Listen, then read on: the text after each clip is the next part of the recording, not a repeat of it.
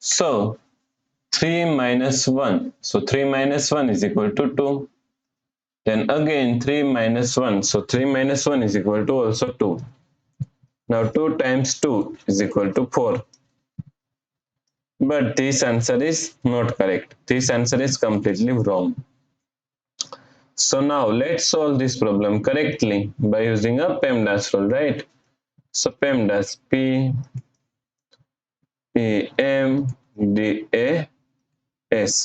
According to PEMDAS rule, first priority is parenthesis, then second priority is exponents, then third priority is multiplication and division. Here multiplication and division both have equal priority, so we have to solve it from left to right. And fourth and last priority is addition and subtraction.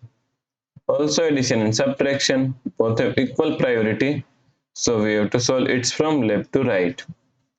So in this question, here we have subtraction, here multiplication, and here we have one parenthesis, right? So according to PEMDAS rule, first we have to solve parenthesis.